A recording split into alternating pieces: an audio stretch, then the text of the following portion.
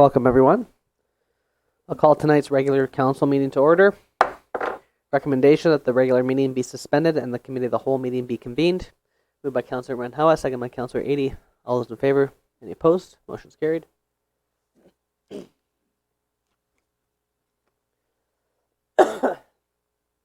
Call tonight's committee of the whole meeting to order. Recommendation that the agenda for the committee of the whole meeting of June 24th, 2019 be adopted as circulated. Moved by Councillor Moreau, second by Councillor Adie. All those in favor? Any opposed? Motion's carried. Okay, we have 3 presentations tonight. First up, we have a representative from Fresh Voices, the Lost Votes Initiative. Welcome. Yeah, and then you can press that mic button there and just introduce yourself. Hello, everyone. My name is Rodrigo Samayoa. I am not representing Fresh Voices, although I am someone who's helping out their initiative. I am here as a resident of Prince Rupert, coming in support of the campaign that I'm about to talk about. May I begin? Absolutely. And yeah, thank you so much for having me here today. So, as Mayor Brain was saying, I am here to talk about initiative that is going province-wide to grant permanent residents the right to vote in municipal elections. This is something that I already spoke to a couple of you about and sent information to the rest of the council over email back in May. So I hope you saw that email and remember it. I know it was a while back. And like I was saying, this is a campaign that is going on province-wide and it's being led by Fresh Voices, which is a Vancouver-based organization that works with immigrant and refugee youth to give them a voice in their communities. And these youth they work with, like many other permanent residents across the province, are active members in their communities, yet don't have an official voice in politics until they become citizens, which could take years or in some cases decades. When I first heard about this initiative, I was really excited to help out by bringing it forward in Prince Rupert and in other northern communities. It's an issue that is very important to me, not just because I'm a permanent resident myself, but also because I believe deeply in the need for civic engagement. For immigrants, it can be hard and intimidating to get involved in our communities. It becomes even harder when we feel that we don't have the same rights as other members in the community.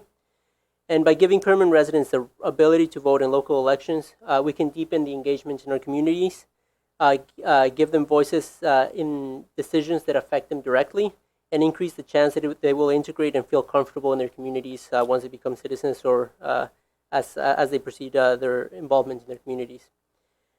And studies have also shown that studies on voting patterns have also shown that voting in one election substantially increases the chances you'll vote in a future election by as much as 46%, which means that if we're able to give permanent residents the right to vote in local elections today, they will be much more likely to vote in provincial and federal elections in the future once they become citizens.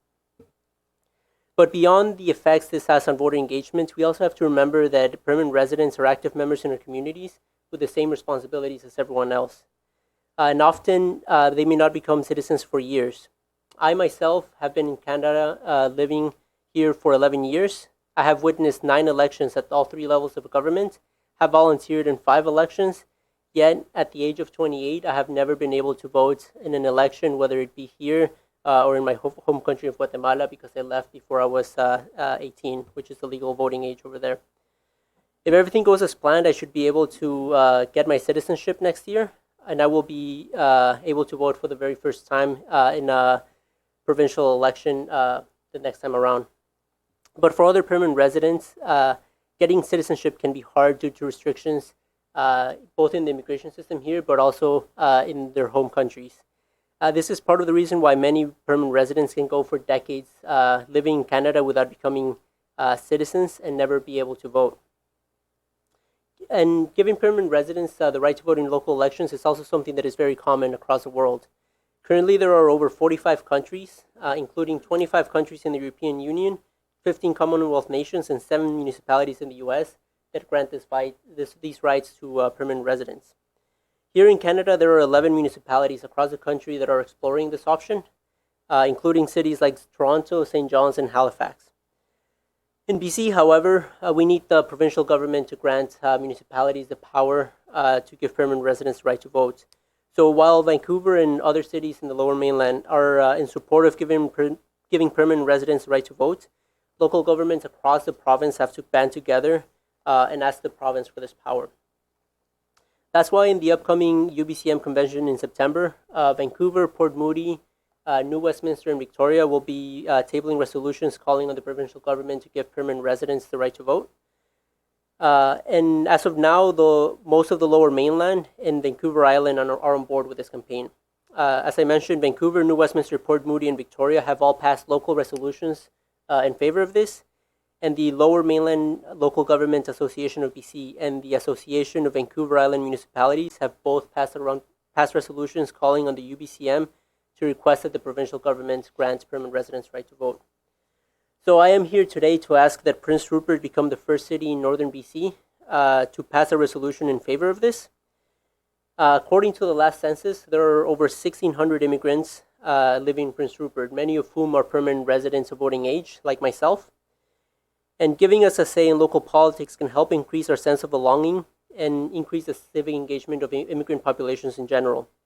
This is especially important when we consider that only 32% of eligible voters cast a ballot in municipal elections this past October. So it's time for local governments to start counting these lost voices, and Prince Rupert can contribute by passing a resolution in support of voting rights for permanent residents and a vote in favor of the resolution at the upcoming UBCM in September.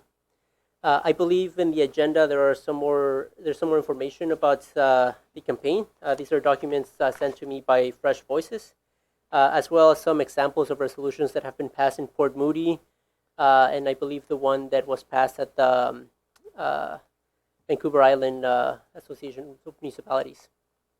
And yeah, if you have any questions and if there's any way for me to help make this a reality, please let me know. Great. Thank you very much. Is there questions from council? Councillor Adie. Well, just a comment that having spent 30 years trying to encourage young people to become involved in politics, but most particularly to become voters, because that's where you get a strong democracy from. The notion of reducing the barriers to people participating in a democracy that affects their lives, it seems to me is a really positive initiative. Other comments? Yeah, I just wanted to thank you very much for that presentation and kind of second what Councillor Adie had mentioned, where it does increase civic engagement and give people a voice. And being a modern generation, it is 2019, I think this is something that can not only give people a voice, but also feel included in society as well. So thank you very much for your presentation. Thank you. I'd just like to echo Councillor Skelton Morvan and say thanks very much for your presentation. It's long overdue, obviously. My only question to you is your recommendation for the wording of the motion. Would you recommend that we go look at Port Moody's resolution and copy that one? That you referenced that one a couple of times. Yeah, Port Moody's is probably the most complete resolution. New Westminster has a shorter version if you want to go with a shorter version, but either one works well. Okay, thanks very much. Other comments? So the soonest would bring that resolution forward would be our July meeting, just because it's the committee of the whole. So I'll make an initiative to make sure that gets on the agenda for our July meeting. Perfect. Thank you so much. Thank you. Take care. Thanks.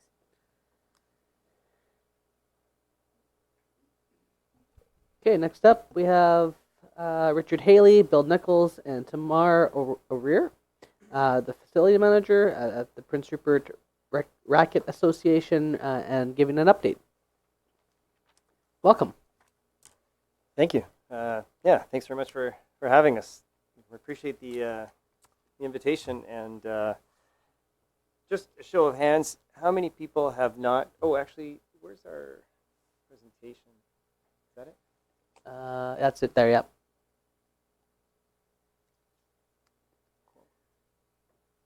Like I know Kareen's been to the racket facility, but are there other people that haven't been there and don't know what it is or what the facility has?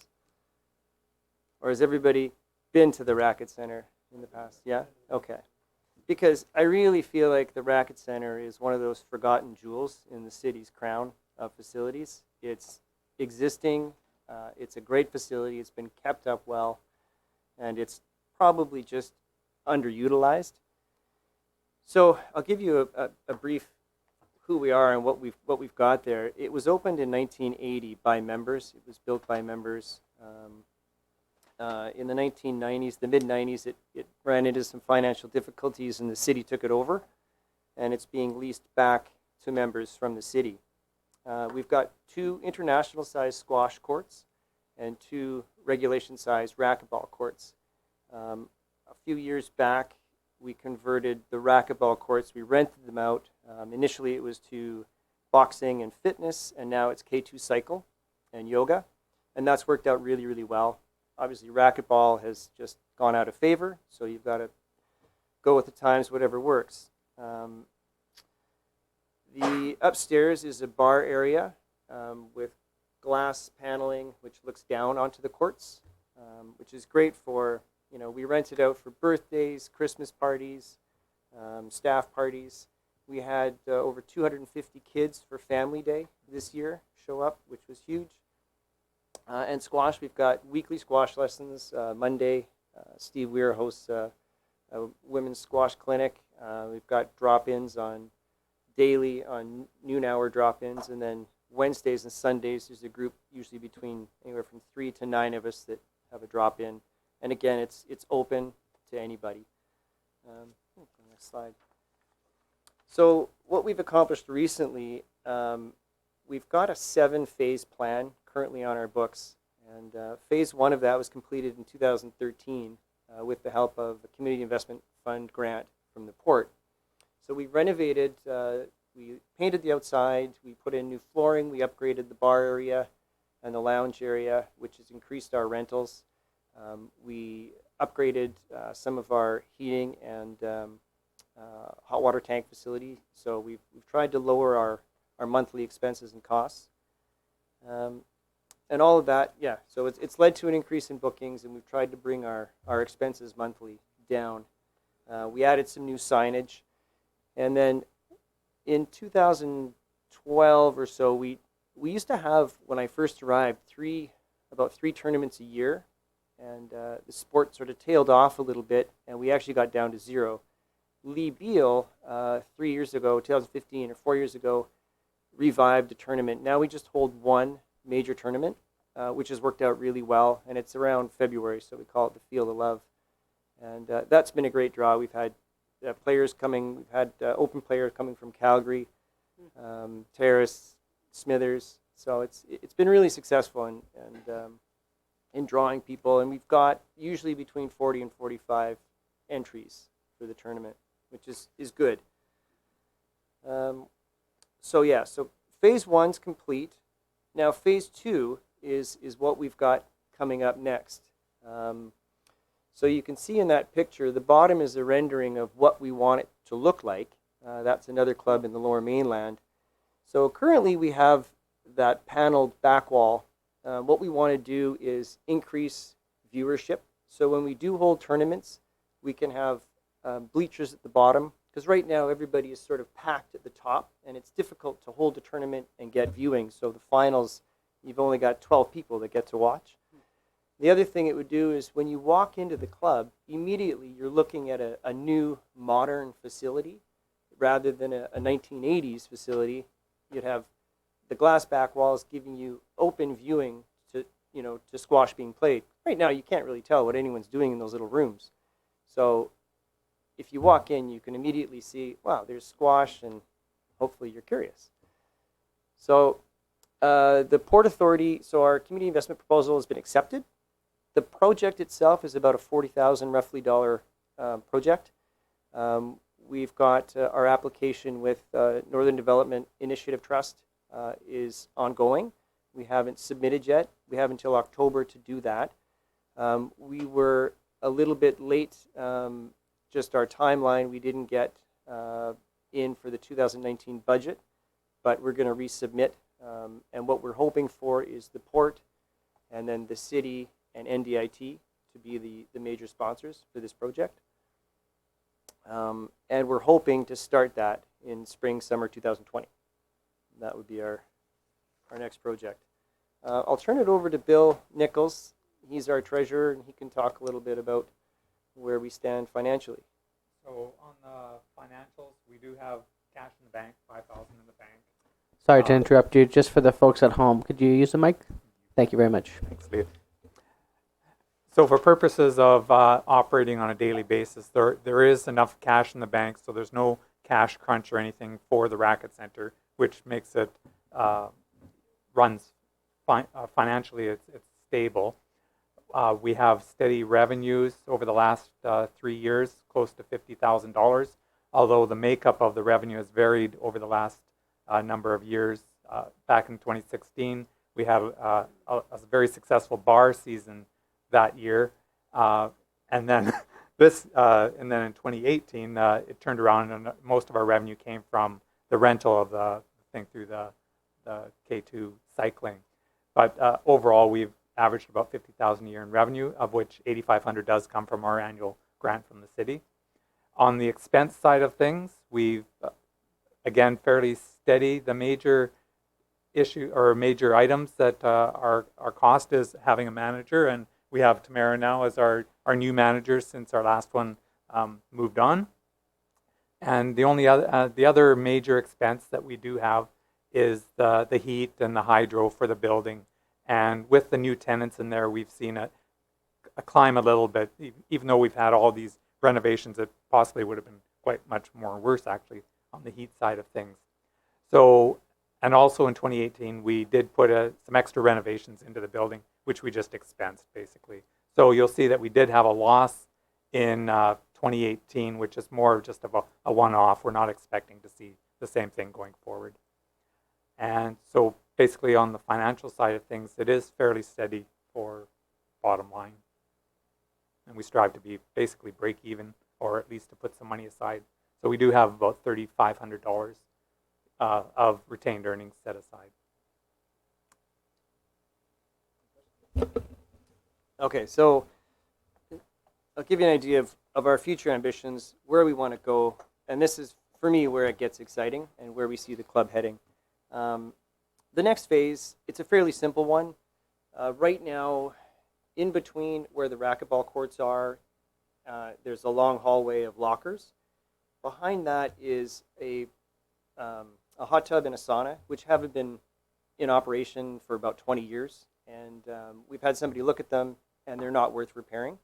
So what we want to do is we want to remove those, take out that wall, and then open that space up so it's no longer a tight hallway, but there's a horseshoe so that yoga and spin have somewhere to sit down, tie shoes, change things, put things in lockers, and just open up that space. It's a fairly simple, I don't know what the cost is going to be. We haven't sort of estimated it yet, but we will, and it's not going to be a lot. So that would be the next phase. And in conjunction with that, what I'd like to do, and this speaks a little bit too about the heat situation. So yoga, one of their problems is it's difficult for them to heat their space because the floor or the ceilings are 20 odd feet high. So our solution to that is it's also noisy because the yoga, the squash interferes a little bit. There's some overlap with that. So if we move K2 cycle into the farthest court and we build a floor above and then put the yoga upstairs, seal off the wall behind with a door. Now we've done two things. We've accomplished, we're going to limit the amount of noise disruption, and also it's going to be warmer because now they're only got 10 feet to heat. So that'll be easier. So that would be almost in conjunction. That'd be 2021. We'd hope to see something like that go. And in doing that, then we've freed up one court.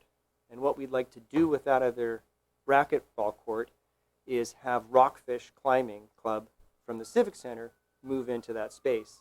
They're fully on board, as well as the Civic Center and David Gironazzo being in favor of this move. The problem that they have at the Civic Center is people are stepping on each other's toes again because you've got, if you want to climb, you can't play badminton or basketball. It's all in that same gymnasium space. Here, we could have a dedicated climbing space for Rockfish. They'd have their own access anytime they want, and for holding tournaments and competitions, it's a perfect scenario because you've got an upstairs viewing platform where you can have, family watching kids climbing up the walls. And they haven't finalized their grants, but they're looking for between 150 and 200,000, and they're very confident that they can secure that funding. In which case, we'll strip all the walls. They can build everything they want with overhangs, and it's also a model that they can take from other racquetball courts that have done this down south. And in Victoria, there's one where they've repurposed racquetball courts for exactly this. So there's a model to look at and take from. So that would be great for us, because it's just, again, part of the problem for us is attracting a youth element. So this is another one where a lot of their core members are younger, and they've got about, I think they said 40 to 60 members for the climbing wall, and a lot of them are younger. So again, now they're walking by, hopefully, our glass back walls. There's squash, there's yoga, there's spin. There's a multitude of things in one facility, but they're all separate and dedicated. Beyond that, what we see, the one thing we're missing, so if we do want to attract youth, but that means we also don't want to forget about the older population. And right now, the fastest growing sport for retirees is pickleball. So for us, we see that as an opportunity. And I know some people around town, Ian Cullen in particular, have been looking at trying to open up a pickleball court somewhere in the town. What I see sort of blue sky thinking going forward would be to build off the side of the building and have an upper level pickleball court, and then beneath that have a bocce court that's covered. And then we would attract that population as well as a youth population. And it would be a great fit. We've got a bar facility upstairs. I mean, ideally, we'd want to have a full-time manager where the club is open. Right now, we operate almost as a key club. What we'd ideally like is to have a receptionist or have somebody there full-time, somebody who could serve the bar, do all those things, help increase the revenue. So that's kind of where we're going. Basically, it's, on a personal note, when I moved here, I moved from Masset in Haida Gwaii.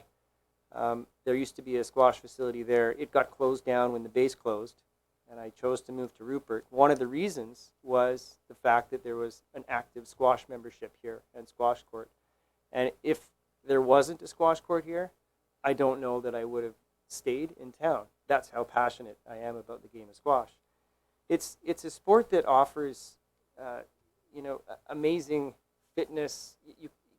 In 45 minutes, you can run around and you have a great workout. It's an indoor sport for a place like Rupert. We need these covered facilities, and we've got one there. So I think we just need to utilize it as best we can. And then also we've got an inexpensive rental space upstairs that people, are just, becoming aware of. We're getting more inquiries about, Christmas functions and birthdays and that. And it's also licensed. We've just upgraded our license, and we can serve alcohol and all the rest of it. And there's a core membership, a core squash membership down at the club that is very passionate, and it's very committed to seeing the facility continue, in every way and flourish. I think there's some great ideas on the table, and I think that the facility could become a real recreation jewel in the town. So, yeah, that's it, basically. If there's any questions? It's fantastic. Wow. Awesome. Love it. Questions from council? Councilor Nish. Not so much a question, but more of a comment.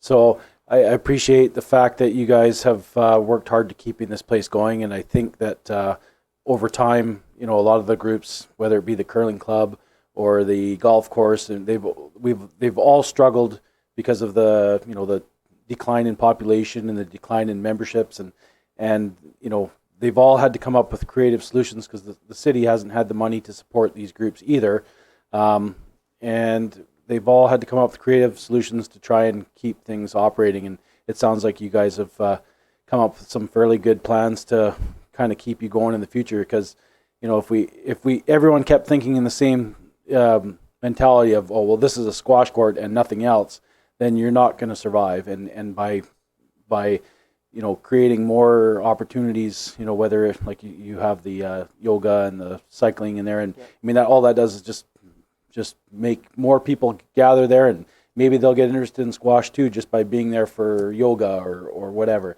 So good job by thinking outside of the box and keeping it going. Councillor Skelton Morvan. I just want to thank you very much for the presentation and just second some of Wade's comments where diversification is key at this point and adapting to the market. And I see that you guys are being very forward thinking with the pickleball and then the upcoming retiring population and things like that. So thank you very much for your advocacy for this, for the sport and for your presentation. Thanks. Councillor Renhala. Thank you, Mr. Mayor. Thanks for your presentation. Looks like great project. And so I was wondering, like, if you have plans for the building, everything. You have any plans to attract new members, like new players? So if you're talking to schools or college, or you have anything going on with that? Yeah, we actually did, this is going back, say, 3 or 4 years, we were doing some work with the schools. We'd take one class every few weeks, and I was coaching for that. And I think we'd like to do that again. I haven't had any discussions with the schools lately, but that is certainly something that I think we need to do more of. That's always a question, is how to attract more members, whether it's through, like our tournament is open and at any level, so getting novices playing, and maybe it's a question of better advertising prior to the tournaments and trying to get the word out that just come on down, hit a ball, see what it feels like. You don't have to have ever played before. It doesn't matter. The rules are easy. So yeah, that's a good point, and it's something that we need to work on as well. And now having a new manager, I think Tammy has some ideas towards that, like what we can do to attract more members, and also the rental of the upstairs facility. I know she's working on that. So yeah. I apologize. Your name was written Tamar. It's Tammy. Is it Tamar? It's Tamar. But they call you Tammy? Okay. Oh, sorry. I thought maybe I mispronounced your name. Okay. Any other further comments?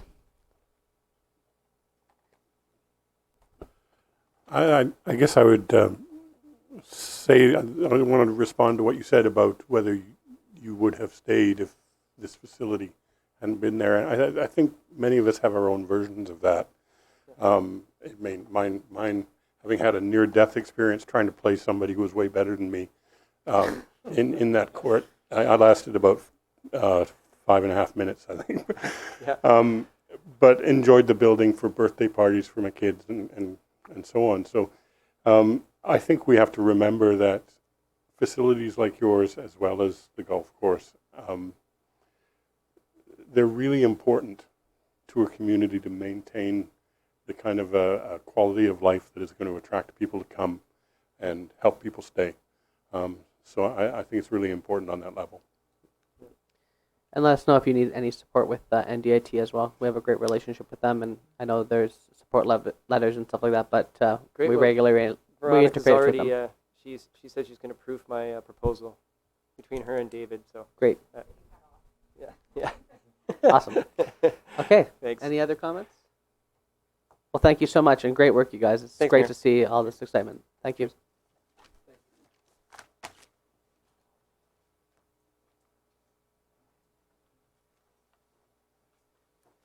Okay, next we have our public comment period for the 2018 annual report. Is there anything additional to add from our previous presentation? So we made a presentation at the previous council meeting, and now is the opportunity for the public to come forward and speak to the annual report. So if any members of the public would like to come forward and speak about the 2018 annual report, they can do so now.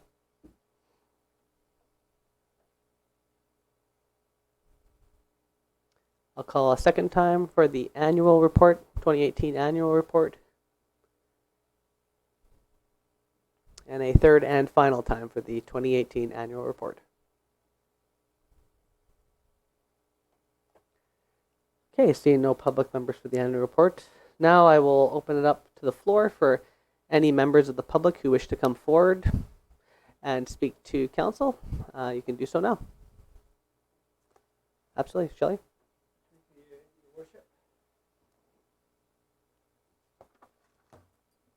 And maybe just state your name for the corporate administrator, please. Honorable Speaker, my name is Miss Star Shelley, Helly. Elizabeth is my middle name. Star is my last name, Starr for the record. And I'm going to be speaking on McKay Street Park, Your Worship. And Honorable Speaker, I did see it on my desk, a report. I want to confirm it with. It was in the paper on McKay and Kootenai. I'd like to. Have you seen the report on that? Which report are you speaking about? The McKay Street Park, McKay and Kootenai. It was vandalized. It was Are you talking about the fence? the fence. Was Yeah. that That was a car accident, I believe. was that a? Yeah. Are the city police involved, or what's? I believe that's all taken care of now, correct? The fence is all repaired and so Was that's all it been fixed up. accidental, or was it? I believe it was an accident, yes. Oh, okay, so it was not intention. No. Okay, I just want to confirm for the record, Honorable Speaker. I want to be careful what I say on the record for the report. And I did see it in the paper, but seeing things in the news, things get out of proportion. I like to check my facts before I speak publicly, because I'm the ambassador for the McKay Street Park. When I saw that, I was shocked. I was hope it's not intentional, but was an accident, correct? That's correct. And how long would it be before repairs for the 2019 fence of McKay Street Park, Kootenai and McKay? I believe that's completed already. Okay, Yeah. I'll have to take a trip up there. So this is what I brought up in the past. Speedy, getting things done in a professional manner. And do you know when we'll be adding more lighting for the record, Your Worship? I don't have that information today, but over time there'll be phased approach to McKay Can I Park. get a glass of water, Your Honorable Speaker? Absolutely. Thank you.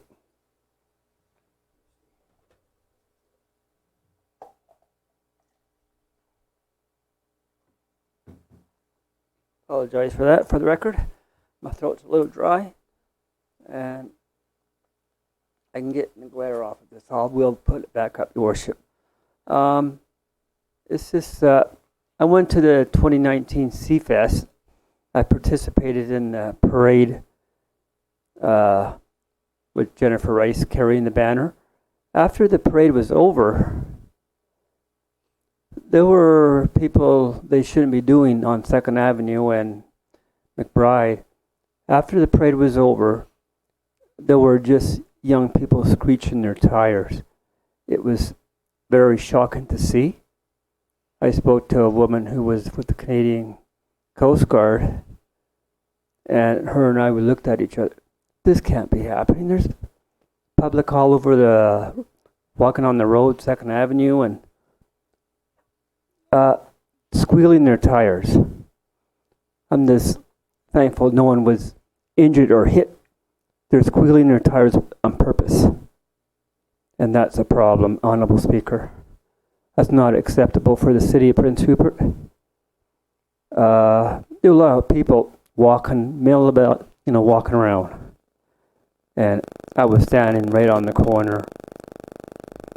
What's that negative feedback, Honorable Speaker? I think it's okay now.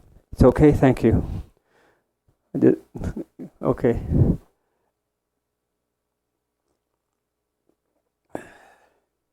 And so, is there going to be talking about the bus stop on McKay? We were talking about for the McKay Street Park. Are we looking at that for next year? I don't have a timeline for that at the moment. No, the bus shelter we were talking about. Yeah, I don't have a timeline for that. Okay, Honorable Speaker, for the record, that will be, like we were discussing, vandal-proof, right? I would hope so, yes. Yeah.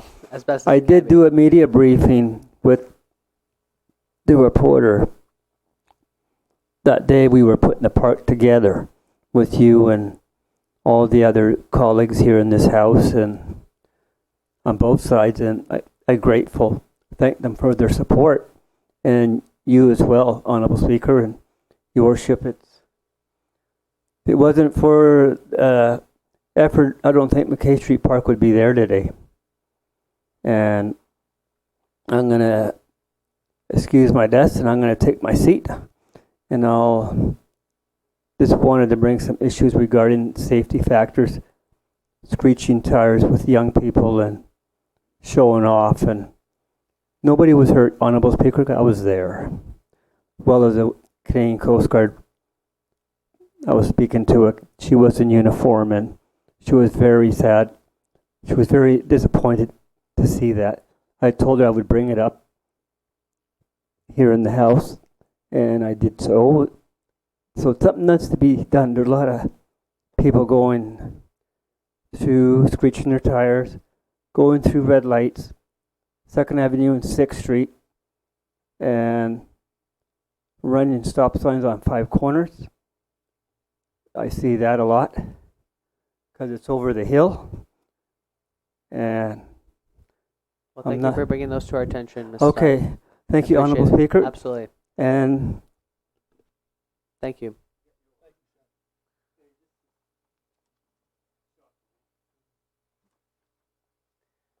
Okay. Any other speakers that would like to speak on any topic of their choice? Welcome.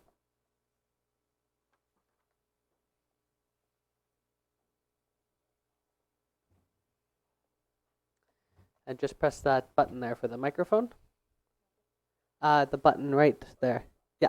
And then say your name for the administrator, please. My name is Teresa Lee. I'm the owner of Moby Dick Inn, 935 2nd Avenue. As you know, a few weeks ago, I brought 2 goats.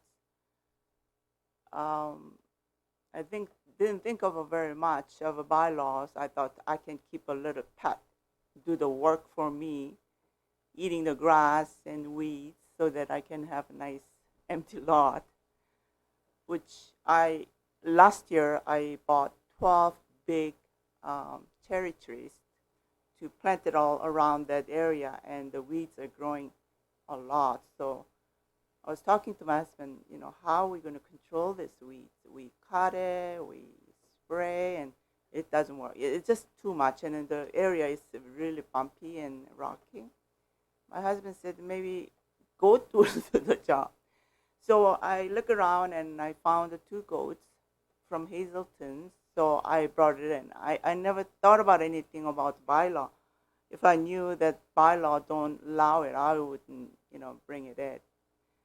But it did happen, and I never thought anybody would pay any attention but me and my family. But soon as it came to that lot, and I don't know, everybody pays so much attention to that 2 goats. And anyway, it ended up sending back those 2 goats to Hazelton because the bylaw doesn't allow. And now I see you guys doing feasibility study about the bylaw. I was wondering, is there any chance that you're going to change the bylaw? And when it's going to happen? Because every day I meet people, old and young, and they keep asking, where is the goats? What happened? What's going to, when you're going to bring it back? And I don't know, I have kind of obligation to tell them the truth that, okay, the bylaw doesn't allow it, but is there a possibility to change the bylaw to bring these 2 goats? So if there is any chance to change this bylaw so that we can have, some livestock, it doesn't mean, bring a cow to my backyard, but, I don't know. I thought my lot had a really good fence and has lots of weeds and lots of rocks, so that goats really enjoyed it. For 2 weeks, they love that place, and we love them. I call their name, they come and they eat, and we look after them and feeding them, because it's a mama. She was 3 years old. The baby is only 10 weeks old. So I was giving them grains and make sure the water is there.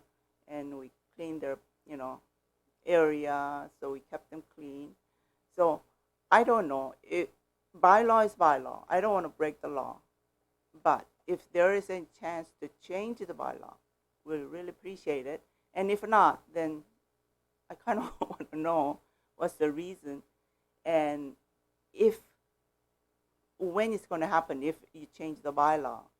And if it takes a long time, is there any way you can give me a permission to have, I don't know if I can have some kind of permission so that I bring those 2 goats so that everybody, I don't know if it's everybody, but so many people want it back.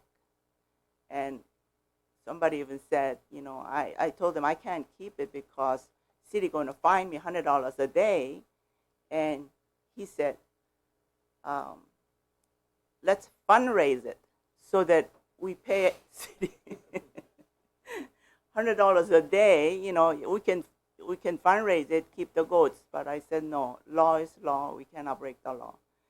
So, you can come and inspect my area, see if it's going to make any sense. It's not disturbing nobody. It's not smell, nothing.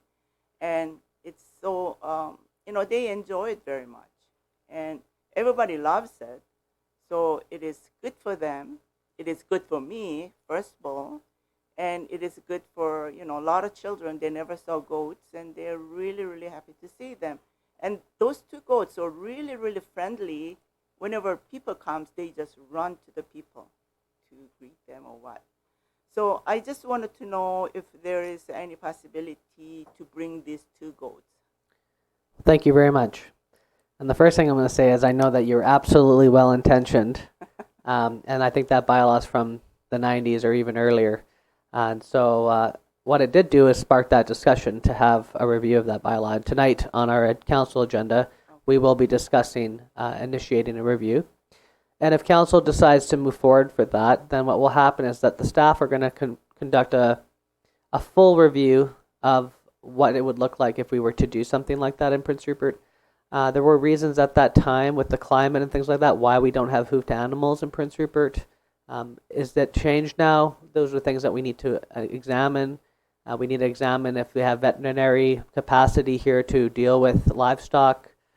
We need to talk about predator control, things like that. And then we also have to talk about the rainy seasons and what happens when the winter comes and housing for them and all those types of things. And the reality is we just don't have those answers right now. And so that will be what the review is about, is looking at it from all angles and ultimately seeing what's best for the animals. And so we haven't made that decision. That'll be later tonight to initiate a review. And then once the review's in place, what will happen is the staff will provide a report to us once it's available. A timeline, I don't know how long that will take. I can't see it taking a very long amount of time, but I couldn't give you a timeline at this moment. But what will happen is they will present us a recommendation or recommendations on whether we should or should not, and why it should or should not be. And then council at that time will make a decision on whether or not we will change the animal control bylaw or not, and make amendments to it. So I would say that there's no certainty on that, but I think we're open to reviewing it.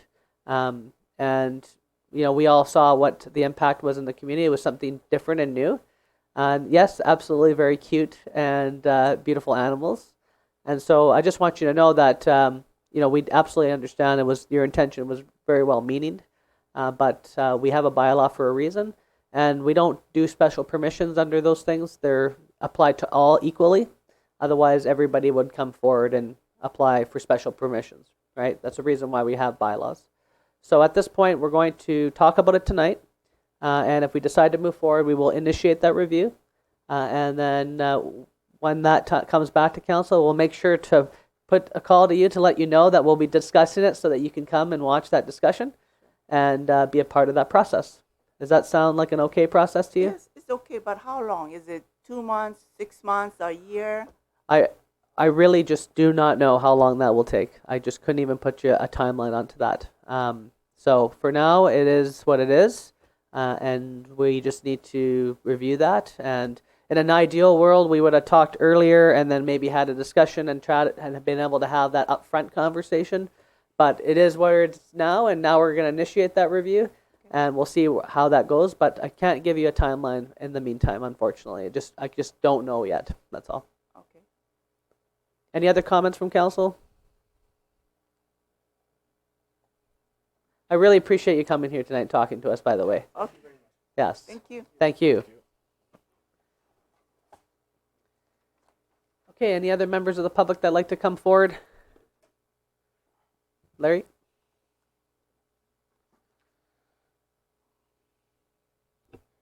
Since you brought up the topic, I'd like to talk about pit bulls.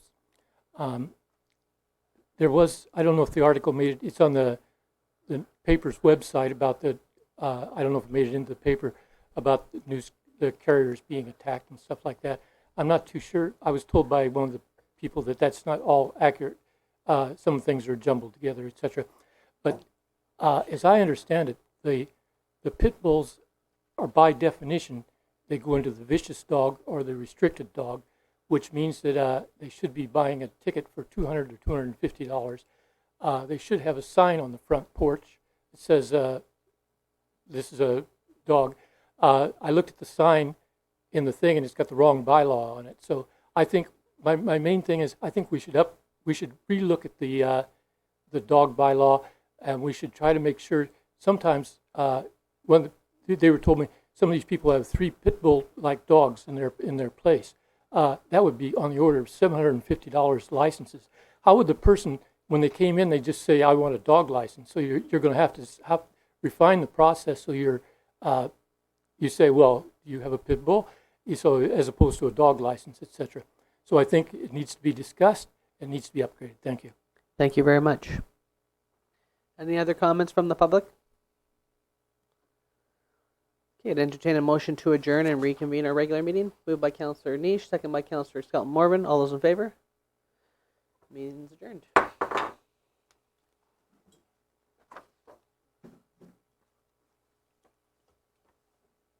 Don't leave yet. The riveting part's just getting started. I'm just joking.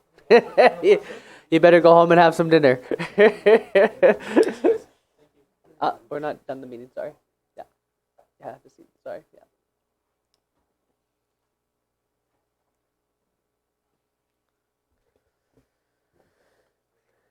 Okay, so recommendation that the agenda for the regular council meeting of June 24th, 2019 be adopted as presented. Moved by Councillor Renhowa, second by Councillor 80. All those in favor? Motion's carried. Item 3A, recommendation that the minutes of the special regular council meeting of June 10th, 2019 be adopted. Moved by Councillor Niche, second by Councillor Skelton Morvan. All those in favor? Any opposed? Motion's carried. Item 3B, recommendation that the minutes of the regular council meeting of June 10th, 2019 be adopted. Moved by Councillor 80, seconded by Councillor Renhowa. All those in favor? Any opposed? Motion's carried. Okay, I don't think we have any other further comments from the management on this. So the recommendation, and we haven't heard from the public today, so assuming all is well. So the recommendation is that council by resolution, having heard the comments of the public, approve the 2018 annual report. Moved by Councillor Renhowa, second by Councillor Moreau. Any further comments? Okay, all those in favor? Any opposed? Motion's carried. Good work, team, on the 2018 annual report. It's no easy task to put that together. Second, we have a report from our Chief Financial Officer regarding the permissive property tax exemption policy. Thank you. So the community charter provides circumstances where council can provide a permissive tax exemption to not-for-profit organizations. The policy before council sets out a clear process for applicants applying at the beginning or mid-cycle, includes an application form which was not included in the previous policy, and identifies eligibility criteria and evaluation categories to assist in clarity to applicants, council, and the public. In addition, this policy changes the bylaw cycle to align with the 4-year cycle of council from the previously stated 3-year cycle. For properties that are statutorily exempted, such as church buildings, the permissive exemption for grounds will be for an 8-year cycle to align with 2 council cycles. The application and annual confirmation deadline identified in the policy is July the 15th of every year. However, this year, council is asked to extend the deadline to August 15th, given the policy is before council at the end of June. Council is asked to to adopt the attached policy, which will begin the application process for the 2020 permissive tax exemption bylaw cycle. Thank you. Comments from council? Having participated in the discussion last week, I just wanted to commend the staff on how accurate they were in terms of reflecting the content of that discussion and how efficient they were in responding with this document in the time that you did. Councillor Randhawa? Yeah, so new application they have to put on. Can you explain to the people like if that make any difference to qualify for them or anything like a new application? So the last permissive tax bylaw ended for this taxation year. So if anyone wants to apply, given that they meet the criteria and are eligible under the community charter section, if they apply by August the 15th, they will be eligible for consideration for the tax exemption bylaw for next year, and it will be for a 4-year cycle. We will be contacting all previous permissive exemption recipients and notifying them that they will have to reapply given the fact that the last bylaw is now ending. Other comments? Okay, recommendation that council adopt the permissive tax exemption policy presented and that council extends the application submission deadline in 2019 to August 15, 2019. Moved by Councillor Ady, second by Councillor Randhawa. Any further discussion? All those in favor? Any opposed? Motion's carried. We have a resolution from closed meeting. Thank you, Mr. Mayor. On June 10th, 2019, at Council's closed meeting, the following resolution was made in regard to the 2019 Civic Recognition Awards. Moved by Councillor Randhawa and seconded by Councillor Niche, that the following Civic Recognition Awards be bestowed upon each individual as follows. The Civic Appreciation Award be bestowed upon Pyong Nguyen, and the Civic Merit Award be bestowed upon Ian Lihu. That the awards be presented during the Canada Day celebrations, and that this resolution be released at a future regular meeting of Council. Carried. Thank you. And just for the media, those awards will be given out at the Canada Day celebration, and it would be great to have you there and recognize these individuals as well. Okay, next we had 2 notice of motions from our previous meeting. So first is a recommendation that council direct staff to provide a letter of support to advocate for keeping the CBC Radio 1 in Prince Rupert. And I would just add and collaborate with the group that presented that recommendation. Moved by Councillor Ady, seconded by Councillor Randhawa. Any further discussion? Okay, all those in favor? Any opposed? Motion's carried. Next, recommendation that council direct staff to prepare an analysis and feasibility report in regard to small livestock within the city of Prince Rupert. Moved by Councillor Ady, second by Councillor Murrow. Discussion. Councillor Ady. I feel very obligated to support this because this is what I was suggesting needed to happen before we could make thoughtful decisions on the issue. So I view this as an opportunity to get the expert advice on what's the point I was making, which was what's best for the animals. And as Mayor Brain has said, that hinges on things like climate. It hinges on whatever the reasoning was behind the original bylaw. And I think most particularly hinges on the kind of veterinary support that can be provided. And we don't have those answers, and I think this is the way to get it. So I'm in support of it. Okay, Councillor Randhawa, then Murrow, and everybody. Okay. Thank you for. Can you little more elaborate about about the livestock? What we doing feasibility? What kind we looking for? Well, we identified in the 2030 Sustainable City Policies a group of small-scale livestock, like small goats, pigs, those types of things. So we need to, that would be the realm, within that realm. you know, there are certain livestock that just won't work here. So that's what this needs to do. It needs to be, you know, if there is livestock that can work here, what kind? You know, what are the conditions? What are the rules that would need to be established to enable them to live comfortably here? That's in the interest of their health and safety, as well as we have to understand there's wolves and things like that in the area. We need to make sure that they're well protected. As Councillor Ady said, you know, is there veterinary support here? Do we have vets that could service those animals if they got sick or hurt? You know, do we have that capability? So we have to think about the entire spectrum of their life here in Prince Rupert if we were to move forward, and that would be why this review is underway. Councillor Moreau? Thank you, Mr. Mayor. I think it's fairly obvious that this is an issue where the public consciousness has obviously evolved faster than our livestock bylaw. And that's not just evident in the outpouring of support for these 2 goats, but also, I think, generally widespread support for backyard chickens in particular. But as you mentioned, there are some legitimate concerns which I think can be addressed as part of this analysis. And just one other thing I want to throw out there, because I know you've mentioned vet care and predators. One thing I think that's important to recognize as well that I don't think a lot of people, aside from myself, are thinking about in this issue was the unique urban design that Prince Rupert has and our level of density and the number of 25-foot residential lots that we have. I have no concept of how much space a goat or any other small livestock needs to have a quality of life. But that's something I think we need to investigate in terms of Prince Rupert's unique urban design as minimum lot size. And so other than that, all I would want to add is I want to be clear that I support the motion as it's worded because we're not then opening up our bylaw to rewrite it specifically for allowing 2 goats at the Moby Dick. It's about trying to figure out what is in the public interest. And there's obviously a lot of interest, whether it's environmental sustainability outcomes or social benefits, to pursuing this analysis. So that's the reason I'll be voting in favor. Councillor Nation and Councillor Scott Marvin.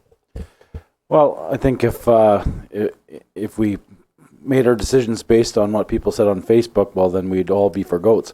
But the reality is you know, like you say, this has to be well thought out. It has to take into factor everything from veterinary to climate to and everything in between. And I think that we need to take a long, hard look at this, and you know, we definitely need a lot of information before I'm willing to make any decision to change this. And hopefully, we can come up with some information to move forward. Councillor Scott Marvin. I just wanted to second a lot of the chatter as well, as well as the lot size required for specific livestock to have a quality of life, climate, but also kind of on the note of urban density, what kind of noise and conditions could they be living in? Could they sustain downtown with all of the traffic and noise that kind of comes with that? Is that something that inadvertently causes stress and kind of affects the lifespan of the livestock in question? So I think I'm definitely in favor of conducting a feasibility study and kind of assessing which animals could thrive in this climate, what kind of spacing is required for each particular animal, and then kind of going into those details from there. So thank you. Any other further comments? Is the motion on the floor? It wasn't. Do we put it? Okay. Okay, so no more discussion? Okay, all those in favor? Any opposed? Motion's carried.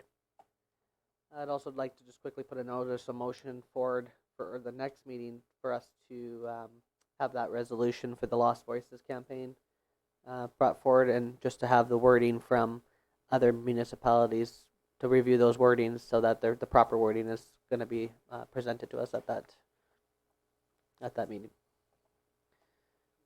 No, just a motion, yeah. Okay, so moved by Councillor Renhoa, second by Councillor Scott Morvan. All those in favor? Motion's carried. So we'll discuss that at the July meeting. Any reports, questions, or inquiries from members of council? Just wanted to kind of reiterate a huge thank you to the volunteers that helped make the National Indigenous Peoples Day of Canada happen. It was a wildly successful and attended event.